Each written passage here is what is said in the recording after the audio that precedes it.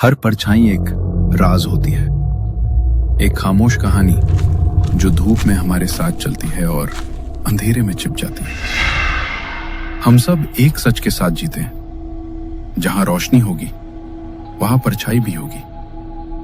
लेकिन कुछ जगहें ऐसी होती हैं जहां परछाइयां सिर्फ रोशनी और अंधेरे का खेल नहीं होती, वो उस जगह की यादों को अपने अंदर समेट लेती हैं।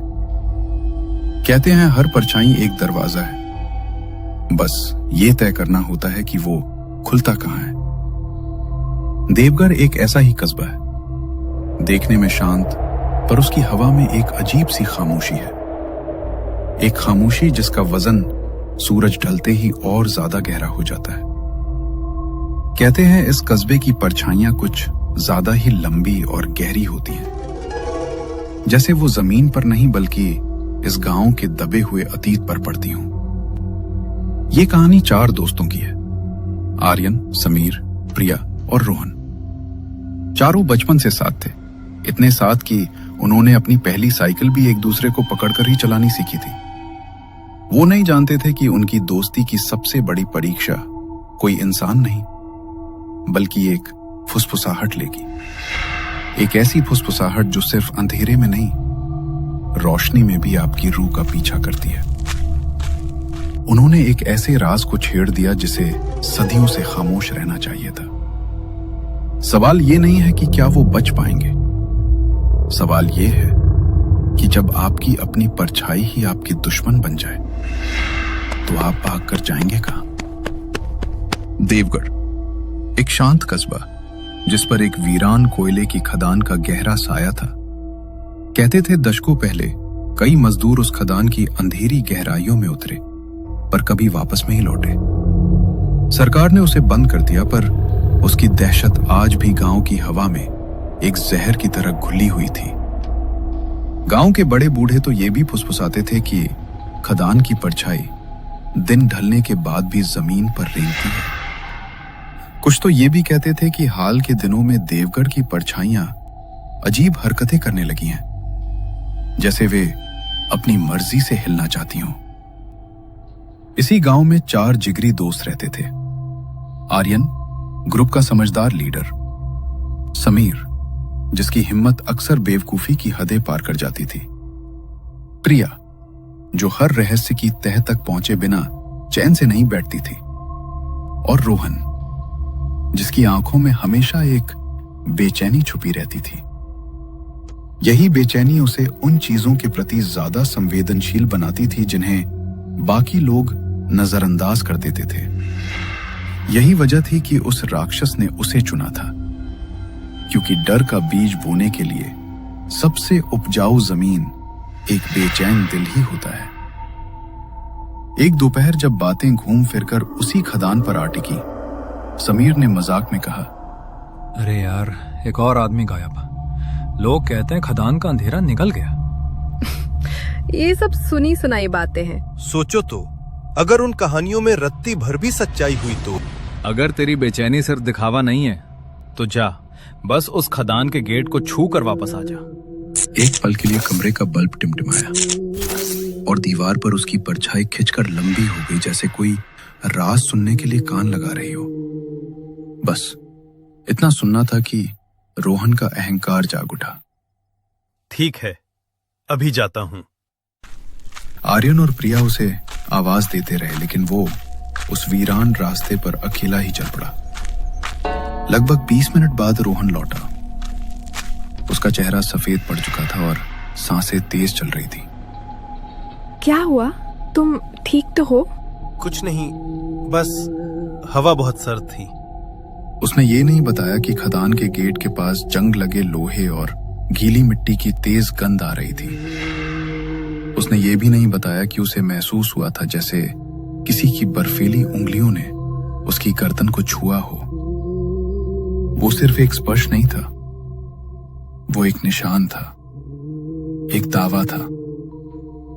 राक्षस उसे तुरंत नहीं ले जा सकता था। पहले उसे रोहन के डर को पकाना था, जब तक कि वो खुद दरवाजा बनने के लिए तैयार न हो जाए। रोहन ने यह भी नहीं बताया कि लौटते वक्त सड़क की अकेली बत्ती एक पल के लिए अजीब तरह से जपजपाई थी और उसे लगा था कि उसकी परछाई जमीन पर अजीब तरह से तड़प रही है, जैसे वो उठने की कोशिश कर रही हो, फिर वापस अपनी जगह चिपक गई। उसने सोचा ये बस उसके मन का वहम है, लेकिन वहम और हकीकत के बीच की लकीर अब मिटने वाली थी। और शाम के बाद रोहन खामोशी में गिर गया। उसने कमरे से निकलना बंद कर दिया। अंदर ही अंदर वो एक लड़ाई लड़ रहा था। वो मेरी ही परछाई है, वो कुछ नहीं कर सकती। वो खुद को समझाता, पर उसकी नजरें कमरे के सबसे अंधेरे कोने पर टिकी थी, जहां उसे लगता था कि कुछ हिल रहा है, भले ही कमरे में कोई और ना हो। एक हफ्ते बाद तीनों दोस्त उससे मिलने उसके घर पहुंचे। उसका कमरा किसी कब्रगाह जैसा लग रहा था। घुप बधेरा, बासी हवा और एक बोझिल खामोशी। इतने अंधेरे में क्यों बैठा है? चल बाहर। रोशनी की एक तेज लकीर जैसे ही कमरे में घुसी, एक पल के लिए बल्ब अजीब तरह से झिलमिलाया और फिर दीवार पर रोहन की परछाई पड़ी। रोहन मूर्ति की तरह बैठा था, पर उसकी परछाई, उसका सिर धीरे से घुमा, जैसे वो उन तीनों को देख रही हो। तभी रोहन ऐसे चीखा जैसे किसी ने उस पर तेजाब फेंक दिया हो। नहीं, बंद करो इसे, बंद करो। तुझे हो क्या गया है? तू रोशनी से डर रहा है? रोहन ने कांपते हुए हाथ से अपनी परछाई की तरफ इशारा किया। वो मुझे घूरती है।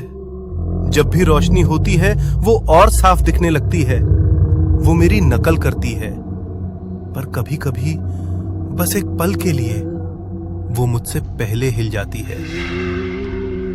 वो फुसफुसाती है कि मैं उसकी दुनिया का दरवाजा हूं और वो दरवाजा जल्द ही खुलने वाला है। उस रात के बाद हालात बद से बदतर हो गए। रोहन को अब हर परछाई से डर लगने लगा था। प्रिया को यकीन था कि इसका रिश्ता उस खदान से है। उसने इंटरनेट और पुरानी किताबों में खोजना शुरू किया। कई रातों बाद जब समीर और आर्यन उसके घर पर थे, प्रिया ने हाफते हुए कहा, मुझे कुछ मिला है। एक पुराना ब्लॉग, एक लोक कथा, छाया पुरुष, एक राक्षस जो परछाइयों की दुनिया में रहता है। उसे हमारी दुनिया में आने के लिए एक दरवाजा चाहिए। कैसा दरवाजा? एक इंसान। वो किसी के जहन में डर का बीज बोता है। जब डर हद से बढ़ जाता है और इंसान की आत्मा टूट जाती है, तो वो उसकी परछाई चुराकर उसे ही अपनी दुनिया में आने का पुल बना लेता है। अभी रोहन के घर से फोन आया। रोहन के पिता की आवाज कांप रही थी। उन्होंने बताया कि रोहन ने खुद को कमरे में बंद कर लिया है और अंदर से चीजें तोड़ने और चीखने की भयानक आवाजें आ रही हैं। तीनों भागे भागे रोहन के घर पहुंचे। दरवाजा अंदर से बंद था। दूर हटो मुझसे, मुझे छोड़ दो, मैं तुम्हारा दरवाजा नहीं बनूंगा। समीर ने पूरी ताकत से दरवाजे पर धक्का मारा और दरवाजा टूट गया।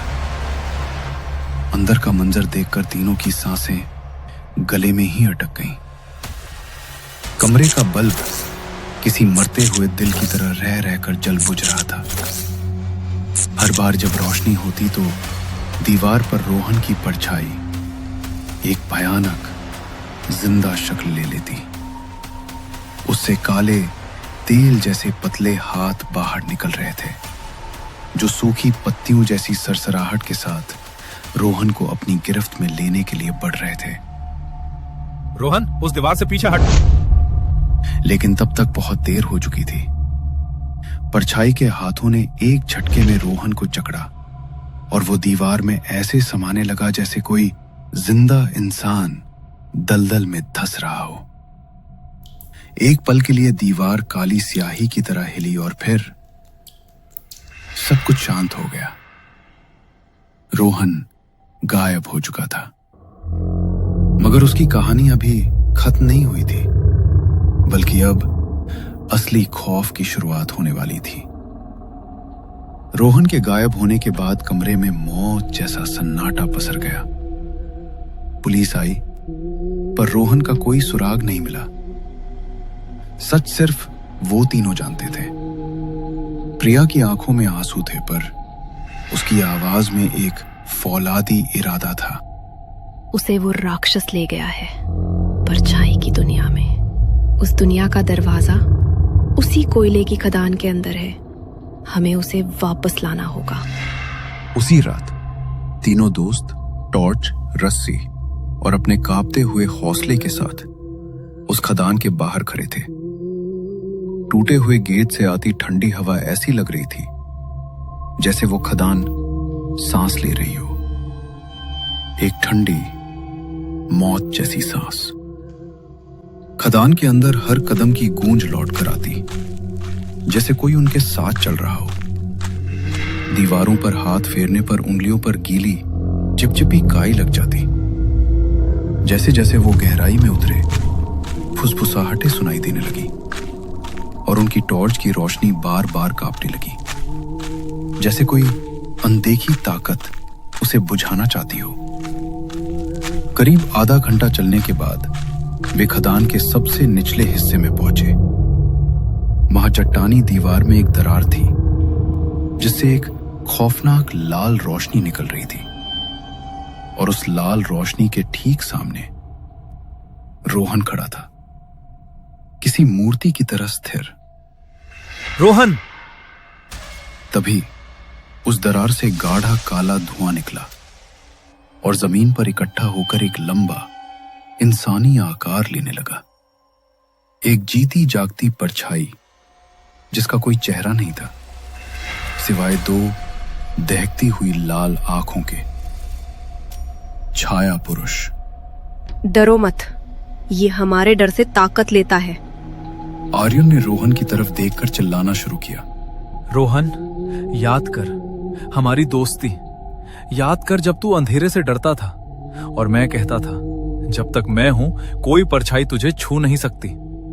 याद कर जब हम साइकिल से गिरे थे और तेरा घुटना छिल गया था। मैंने कहा था दोस्त दर्द बांट लेते हैं। वो रात जब हमने तारे गिने थे। याद कर रोहन, लौट आ। आर्यन की आवाज में एक सच्चाई थी। एक पल के लिए रोहन का शरीर कांपा। जैसे ही उसका ध्यान टूटा, राक्षस की शक्ति कमजोर पड़ने लगी और वो दर्द में चीखा। उन्हें उम्मीद की एक किरण दिखाई दी, लेकिन तभी राक्षस ने अपनी बची कुची ताकत से बिजली की तेजी से आर्यन की ओर छलांग लगाई और अपने परछाई वाले पंजे से उसे जकड़ लिया। राक्षस आर्यन को घसीटते हुए उस लाल दरार की ओर खींचने लगा। राक्षस के पंजे आर्यन को जकड़ते ही रोहन पर उसकी दिमागी पकड़ कमजोर पड़ गई। रोहन का शरीर जोर से कांपा और उसकी आंखों में हफ्तों बाद पहली बार होश लौटा। उसे एक भयानक सच का एहसास हुआ। दरवाजे को बंद करने की एक कीमत है। एक दरवाजा, एक आत्मा। राक्षस को बस एक शिकार चाहिए था, या तो वो या फिर कोई और। उस अंधेरे में वापस घसीटे जाने की कल्पना मात्र से उसकी रूह कांप उठी। उसने आर्यन के दहशत से भरे चेहरे को देखा और फिर अपने कांपते हाथों को। एक पल की खामोशी और फिर रोहन पूरी ताकत से आगे बढ़ा। लेकिन वो आर्यन के पास पहुंचा और उसने अपनी पूरी ताकत से आर्यन को राक्षस की गिरफ्त में उस लाल दरार की तरफ धकेल दिया। एक भयानक चीख के साथ आर्यन उस लाल रोशनी में समा गया। दरार एक पल के लिए और ज्यादा चमकी और फिर एक झटके में बंद हो गई। खदान में एक बार फिर मुर्दा खामोशी छा गई। प्रिया एक कदम पीछे लड़खड़ाई। उसका हाथ अपने मुंह पर आ गया ताकि चीख बाहर ना निकल सके। समीर अपनी जगह पर पत्थर बन गया था। उसके हाथ में कांपती टॉर्च की रोशनी दीवार पर नाच रही थी। रोहन जमीन पर हांफता हुआ गिरा। कुछ सेकंड बाद वो उठा। उसने अपने दोस्तों की तरफ देखा। उसकी आंखें अब बिल्कुल साफ थीं। मैंने उसे रोक दिया। सौदा पूरा हो गया। उसने एक गहरी सांस ली, जैसे बरसों का बोझ उतर गया हो। अब मैं कुछ हल्का महसूस कर रहा हूं। चलो यहां से चलते हैं। वो मुड़ा और बाहर की ओर कदम बढ़ाए। प्रिया और समीर डर के मारे सहज ही पीछे हट गए। जैसे ही रोहन उनके पास से गुजरा, उनकी नजर दीवार पर पड़ी। रोहन की परछाई उसके साथ नहीं चल रही थी। वो दीवार पर एक पल के लिए ठहरी रही और फिर उसने अपना आकार बदला। वो अब रोहन की परछाई नहीं थी, वो एक दूसरी परछाई थी, आर्यन की, जो अपने हाथ फैलाए खामोशी से उस पत्थर की दीवार पर चीख रही थी। एक पल बाद वो परछाई भी गायब हो गई। रोहन अब आजाद था, लेकिन उसकी परछाई हमेशा के लिए जा चुकी थी। उसकी जगह अब एक खालीपन था, जो रोशनी में भी साफ दिखाई देता था। डर का सौदा हमेशा महंगा पड़ता है और कुछ परछाइयां कभी पीछा नहीं छोड़ती। वो बस अपने नए घर की तलाश करती हैं। उस रात देवगढ़ के हर घर की दीवार पर बाकी परछाइयां भी कुछ ज्यादा गहरी और बेचैन नजर आ रही थी, जैसे वो कुछ सुन रही हों, जैसे वो अपने मौके का इंतजार कर रही हों।